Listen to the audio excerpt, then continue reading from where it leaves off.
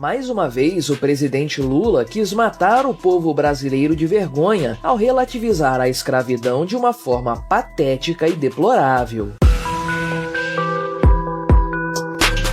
Este é o Visão Libertária, sua fonte de informações descentralizadas e distribuídas. Este artigo foi revisado por JJ Liber, escrito, narrado e produzido por mim, Quinta Essência. É isso que acontece quando um velho senil e pinguço é colocado na cadeira da presidência da República. Declarações vergonhosas e absurdas são proferidas a todo momento, envergonhando o Brasil no exterior. Dessa vez, contudo, o Lula se superou. Em sua primeira visita ao continente africano, neste seu mandato 3.0, o Molusco tratou logo de ofender o povo que o acolhia e de agradecer por algo que representa uma das maiores vergonhas do Brasil. Lula estava na Bélgica por ocasião da cúpula do CELAC. E sim, o larápio de 9 dedos não se cansa de viajar, provavelmente por saber que não pode ficar andando livremente pelas ruas do Brasil. No retorno para o Brasil, o Molusco resolveu fazer uma parada em Cabo Verde, um país de língua portuguesa, localizado no Oceano Atlântico, na costa do continente africano. Tecnicamente, esse país faz parte da África. Lá, o Lula se encontrou com José Maria Neves, seu homólogo cabo-verdense. Durante discurso proferido ao lado do presidente do país africano, Lula proferiu uma frase que deixou a todos escandalizados, desde seus opositores até mesmo seus apoiadores. Não podemos colocar o vídeo aqui para evitar problemas com o YouTube, então citaremos ipsis literis o que o Molusco disse. Temos profunda gratidão ao continente africano por tudo o que foi produzido durante 350 anos de escravidão no nosso país. Pois é, ele falou exatamente isso. Não alteramos nada. O Lula vomitou palavra por palavra dessa frase repugnante. Deixamos um link aqui na descrição do vídeo, caso queira ver a declaração na íntegra. É claro que a essa altura do campeonato, todo mundo já achou isso um tremendo absurdo, mas isso não significa